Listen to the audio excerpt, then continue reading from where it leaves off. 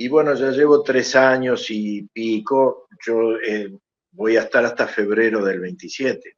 Ya Ujú. que son periodos de 5 años, ya llevamos Sí, un periodo relativamente extenso y particularmente últimamente con el cambio de las autoridades designadas por el Poder Ejecutivo, lo que ujú. implica también una readecuación de cómo se trabaja y demás. Bien, Y también participar ahora en el proceso de elaboración presupuestal, ¿no? Que ha bien. sido Y, un trabajo muy interesante. y vamos a explicar a la gente también representando a los docentes de qué área específicamente. No, son todos los docentes del CODICEN, Todos los docentes de del la CODICEN. ANEP. Bien. Es Ujú. decir, los dos representantes en ANEP, en el CODICEN de la ANEP, representamos el conjunto de los docentes del país. Mi experiencia es en secundaria, pero bueno, trato de representar a todos. En el equipo hay representantes de UTU, de formación en educación y de secundaria.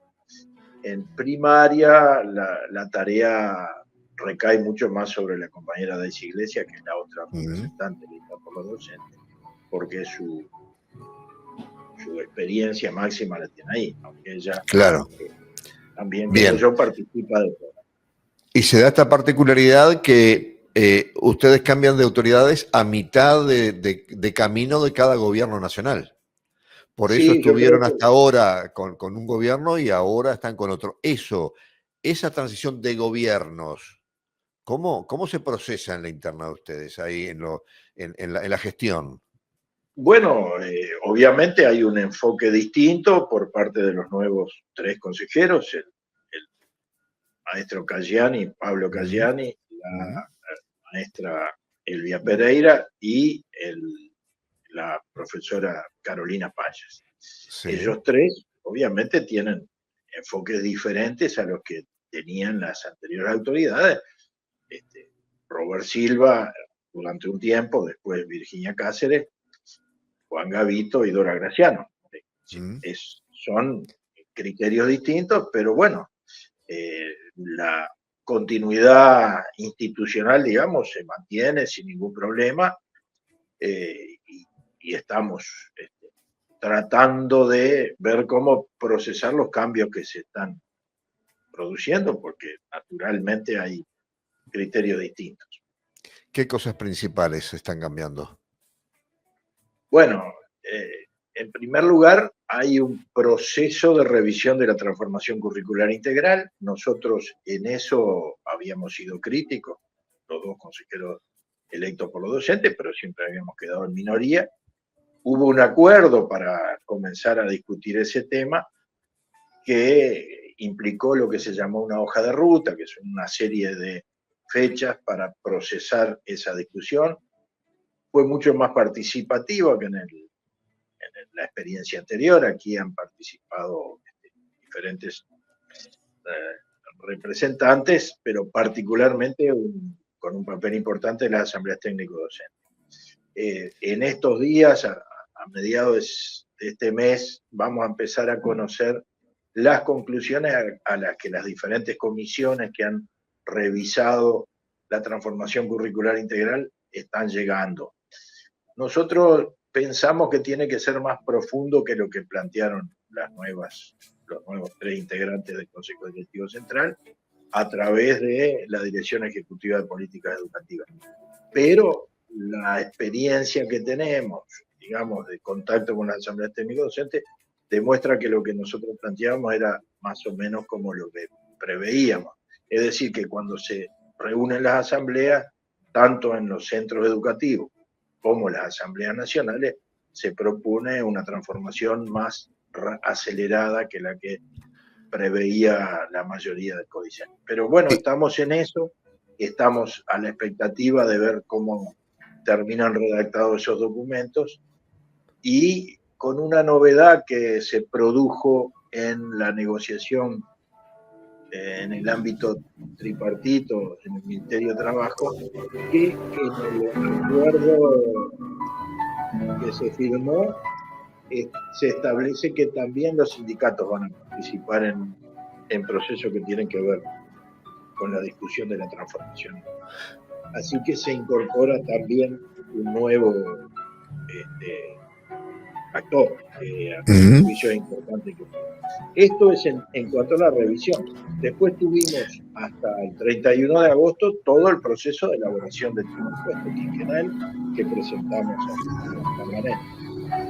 Bien, y de lo que ustedes habían sugerido en su momento y no había sido tenido en cuenta y ahora sí va a suceder, ¿cuáles son los lineamientos principales que ustedes aportan?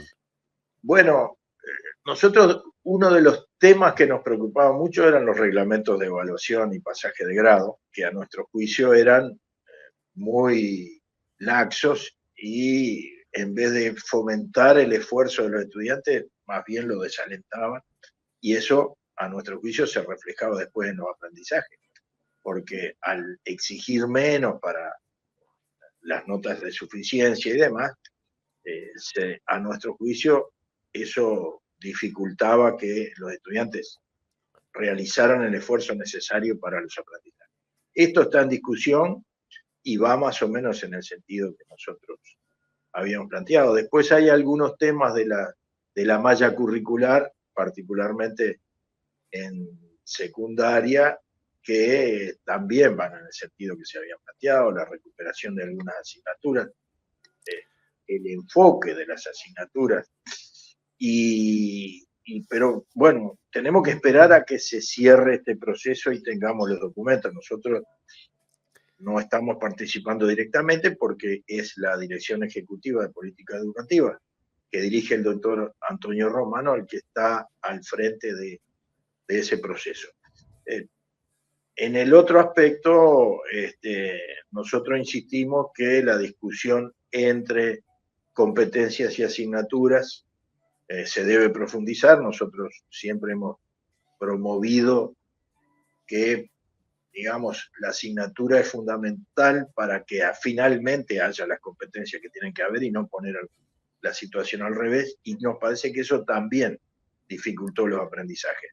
Pero esto vamos a esperar, digamos, el documento final que emane de esta comisión, y ahí entraremos a la discusión más profunda, porque en última instancia es el CODICEN el que tiene que aprobar cualquier modificación. Hasta ahora ha sido o es la educación menos exigente que antes y es más fácil pasar de año que antes. Bueno, yo que tengo esa sensación. Vamos a ver qué dicen estas comisiones. Yo ya he leído los documentos emanados de las asambleas técnico-docentes, que son la guía para que los delegados que tienen en esa comisión trabajen. Creo que va en ese sentido. Y también es cierto que ha cambiado mucho, digamos, la forma en que los docentes enseñamos, porque digamos, hay ahora algunos elementos que tienen que ver con la tecnología que ayudan mucho y que tienen que ser asimilados, pero hay que tener cuidado de no pensar que solamente con la incorporación de las cuestiones tecnológicas, la enseñanza que se facilita a través de eso va a llegar inmediatamente a que los aprendizajes mejoren. Esto requiere una intermediación muy importante y un contacto humano que no solo no debe desaparecer, sino profundizarse en virtud de la situación social que tenemos, donde los centros educativos pueden jugar un papel importante para la contención y el apoyo a los niños y a los adolescentes. Bien, y el tema ya en el mismo lineamiento de la conversación, el tema de la inteligencia artificial, sí, que en definitiva entra por la puerta, por la ventana, por la chimenea. No se puede evitar, ¿no? Donde le tiras 3 palabras y la pantalla te hace maravillas y la inteligencia artificial pinta hace cualquier dibujo con las palabras allí, ¿no? ¿Qué sistemas se puedan estar abordando, pensando, proponiendo a nivel de la educación como para ponerle un marco, ponerle un límite a que estas cosas sucedan? Porque corremos el riesgo de que los chicos fácilmente obtengan algo hecho por la inteligencia artificial, pero no con eso aprendan porque de Es repente lo que así. está escrito ahí no tiene la capacidad de razonarlo, ¿verdad? Entonces puede haber un riesgo latente que de repente no nos damos cuenta ahora, sino después cuando pase el tiempo y se den cuenta que de repente ya son adolescentes y el pasaje por la escuela lo hicieron, pero ¿qué se trajeron desde la escuela con ellos para encarar el resto de su educación y de su vida, ¿no? Bien, eso es como tú señalas. Primero que hay un problema que tiene que ver con el conjunto de la humanidad, digamos. Por supuesto. Hay que ver cómo evitamos que los que terminan de alguna manera resolviendo tecnológicamente los problemas del manejo de la inteligencia artificial no nos flechen la cancha de tal manera Claro. que la inteligencia artificial se transforme en un elemento de control y no, digamos, de mejora de la calidad de vida de la humanidad en su conjunto.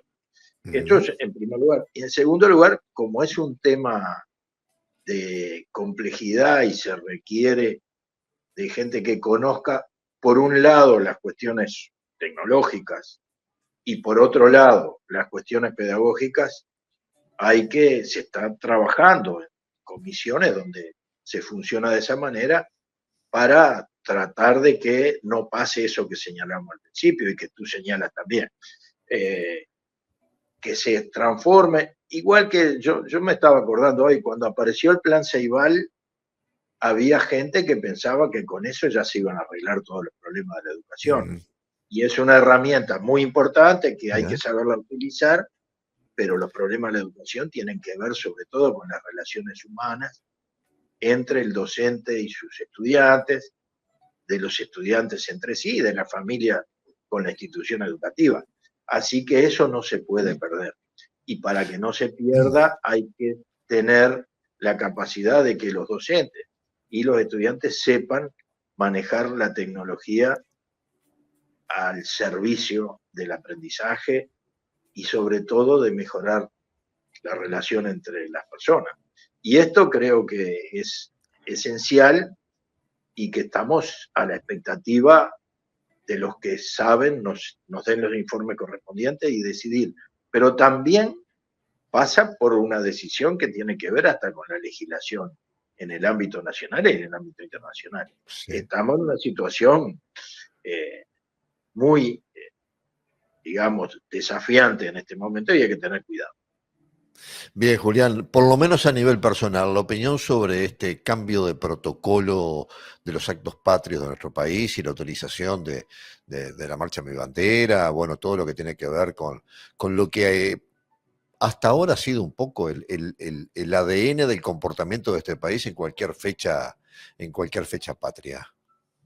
Bueno, primero aclarar que no es una resolución de la Asamblea Técnico Docente de Primaria, sino que lo que se resolvió es consultar a los diferentes ámbitos escolares para que opinen al respecto.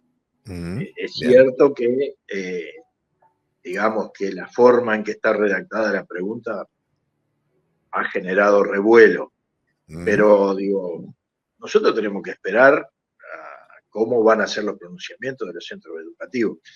Yo pienso que no va a haber modificaciones muy importantes, tengo esa sensación, y ya veremos cuando realmente se evalúe lo que la inmensa mayoría de las maestras y maestros del Uruguay piensan al respecto. Se ha armado un revuelo que a mí me parece que eh, distrae un poco respecto a otros temas, porque mm, en estos días la discusión central desde el punto de vista de la educación pública es el presupuesto. Nosotros elaboramos un presupuesto sobre la base de llegar al 6% del PBI y el gobierno nos presenta un proyecto de presupuesto para la ANEP que va en la cuarta parte más o menos sí, de lo que nosotros. sí, es cierto. Y yo diría que esta es la discusión más importante que tenemos en estos días. Uno entiende que hay dificultades económicas, pero también entendemos que si no atendemos la situación de la niñez y de la infancia y de la adolescencia en el Uruguay, el futuro es muy complejo. Así que nosotros vamos a bregar públicamente y conversando con los parlamentarios para que se apruebe el proyecto que nosotros elevamos, que en el caso de ANEP se pasa del actual 3,28 del PBI al 4 en el año 29. O sea, los otros 2 puntos nosotros pensamos que corresponden a otras entidades educativas, particularmente a la Universidad de la República y a la UTEC, y a otras entidades que también participan en la educación pública.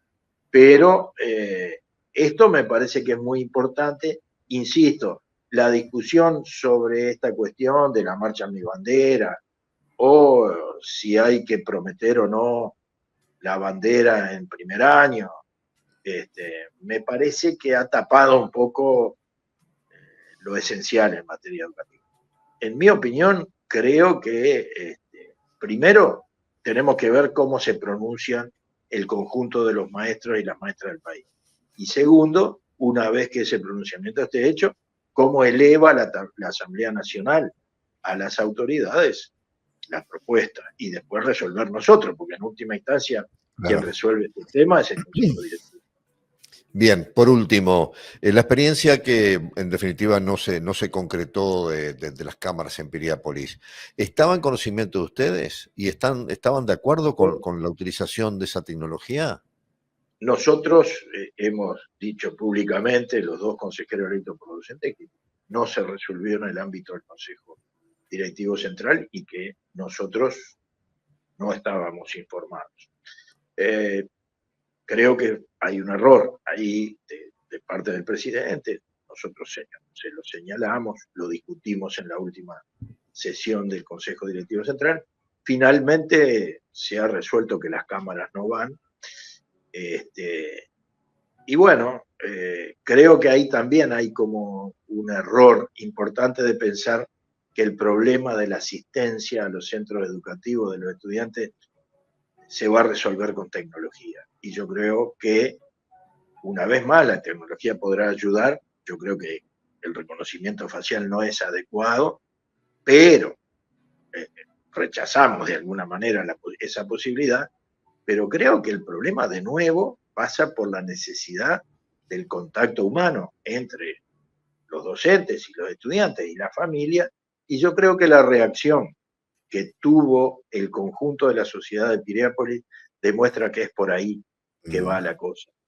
Entonces, ¿qué necesitamos? Bueno, necesitamos que ese laberinto de aulas prefabricadas que hay, que rodean el viejo casco del liceo, dejen de estar ahí, se cree el liceo número 2, se aumente el número de adscriptos sobre todo, que son los que realmente saben cuáles son las causas por las cuales los estudiantes faltan, y creo que por ahí va la solución al problema.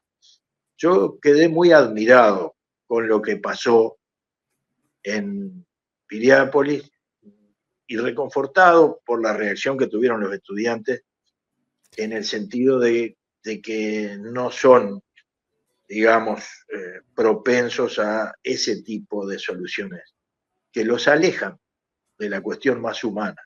Y creo que ha sido acertado terminar con ese proyecto. Esperemos que no se replique en otros lados. Julián, ha sido un tiempo muy, muy rico en contenidos y en opinión. Seguimos la conversación en cualquier momento. Yo te agradezco mucho e insisto que no quise complicarles un poco. No, está todo bien. Y cuando ande por Maldonado, como siempre, bueno, avisa y volvemos a recibirte por acá. Muy amable. Bueno, Buena un jornada. abrazo grande para toda la Pronto. audiencia. Muchas gracias.